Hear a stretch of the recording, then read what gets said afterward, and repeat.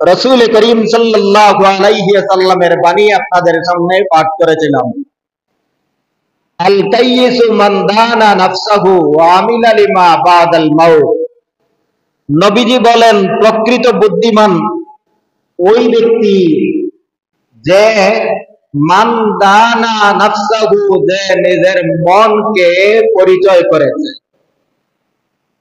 ওয়া আমিলা লিমা বাদাল মাউত, আর মওতের পরবর্তী জীবনের জন্য আমল করে, অর্থাৎ আখিরাতের জন্য আমল করে, সেই ব্যক্তি হলো প্রকৃত বুদ্ধিমান আর জ্ঞানী। দুনিয়ার জগতের একটা মাপকাঠি হলো, আমাদের সমাজে তো আল কাইয়িসু মান দানা নাফসাহু ওয়া আমিলা লিমা বাদাল মাউত।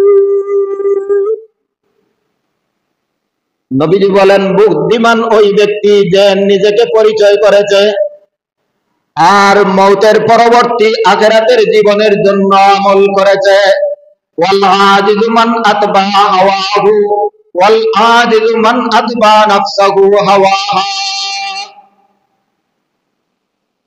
আর বুকা নির্বুদ ওই মানুষ যে তার নফসের তাবেদারি করে, মনের গোলামি করে, মনে চাইছে, মনের ইচ্ছা হইছে, তখন আর হালাল হারামের দ্বার ধরে না। মনের ইচ্ছা হইছে খাওয়ার, ইচ্ছা মতো খাইছে। মনের ইচ্ছা হইছে বিলাসিতা করার, ইচ্ছা মতো বিলাসিতা করছে। মনের ইচ্ছা হইছে অন্যায় ভাবে আত্মসাৎ করার, ইচ্ছা মতো আত্মসাৎ করছে। মনের ইচ্ছা হইছে ভোগ বিলাস করার, ইচ্ছা মতো ভোগ বিলাস করছে। মনের ইচ্ছা হইছে নিজের দেহ ইচ্ছা মতো, দুনিয়ার যত শয়তানের তাবেদারি আছে সবগুলাই আমি বিলাসিতা এবং ফ্যাশন মনে করছে। ওই ব্যক্তি দুনিয়ার ফ্যাশনে মত্ত হয়েছে।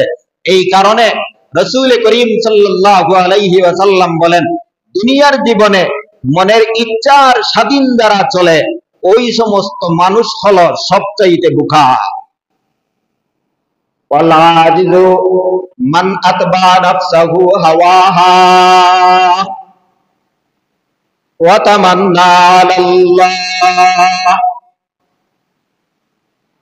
হাদিসের প্রথম অংশের দুইটা বিবরণ আর দ্বিতীয় অংশের মধ্যে দুইটা বিবরণ। বুদ্ধিমানদের জন্য দুইটা অবস্থান তুলে ধরা হয়েছে, নির্বুদের জন্য দুইটা অবস্থান তুলে ধরা হয়েছে। বুদ্ধিমানের এক নম্বর বুদ্ধির পরিচয় হলো সে নিজেকে পরিচয় করা, তার বংশ কি, তার নাম কি, তার বাবার নাম কি, তার বাড়ি কোথায়, তার ঠিকানা কোথায়, সে থাকবে কোথায়, যাবে কোথায়, পরিচালনা জীবন চালনা করবে কেমনে, এইগুলা গবেষণা করে। এইটা হলো বুদ্ধিমানের কাজ। আর বুদ্ধিমানের দ্বিতীয় কাজ হলো তার ভবিষ্যতের জন্য সঞ্চয় করা।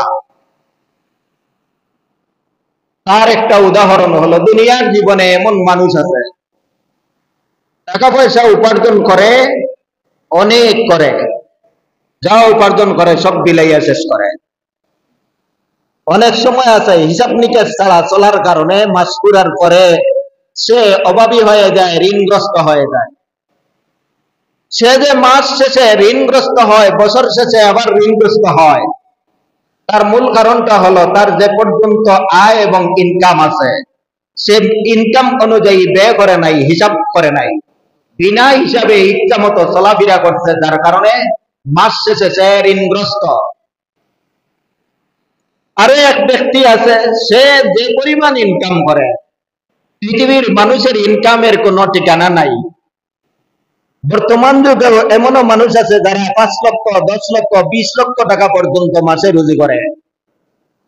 আর এমনও মানুষ আছে যারা মাত্র 5,000, 10,000, 20,000 পর্যন্ত রুজি করে। এখন প্রত্যেকটা মানুষের জন্য যে যে পরিমাণ রুজি করে সেই পরিমাণ রুজির উপর নির্ভর করতে হবে, আর এই রুজির অনুযায়ী হিসাব নিকাশে তার মাস পরিচালনা করতে হবে। রাসূল করিম সাল্লাল্লাহু আলাইহি ওয়াসাল্লাম প্রথম হাদিসে বলেছিলেন, আল কাইয়িসু মান দানা নাফসাহু লিমা আমিলা বাদাল মাউত। ওই ব্যক্তি প্রকৃত বুদ্ধিমান যে ব্যক্তি মৌতের পরবর্তী জীবনের জন্য আমল করে। মুহাদ্দিসিনে কেরাম তার মান দানা নাফসাহু বুদ্ধিমানের পরিচয় দিতে গিয়ে হাদিসের কিতাবে তার ব্যাখ্যা তুলে ধরেছেন, হাসিবু আনফুসাকুম কাবলা আন ইউহাসাবা ইয়াউমাল কিয়ামা। দুনিয়ার জগতে আপনি আমি যে পরিচয়, আপনি আমি যে চলাফেরা করতেছি, এই চলাফেরার জন্য হিসাব লাগাও। আখিরাতের হিসাবের আগে যারা দুনিয়ায় থাকা অবস্থায় হিসাব করে, ওই সমস্ত মানুষ হলো প্রকৃত বুদ্ধিমান। আর প্রকৃত পক্ষে বোকা ওই সমস্ত মানুষ যারা আখিরাতের জন্য কোনো হিসাব নিকাশ করে না। দুনিয়ার জীবনে আমি প্রথম উদাহরণ দিয়েছিলাম, যারা উপার্জনের উপর নিজের হিসাব নিকাশ করিয়া চলে তাদের আখিরাতে সঞ্চয়, ভবিষ্যতে সঞ্চয় হয়।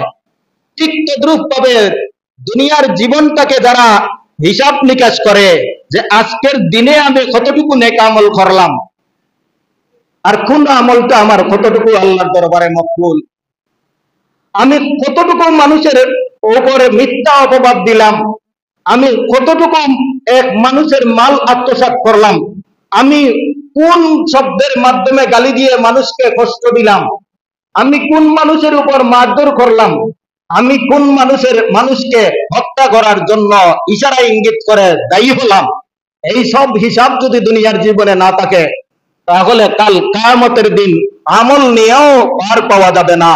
এই জন্য আল্লাহ পাক রব্বুল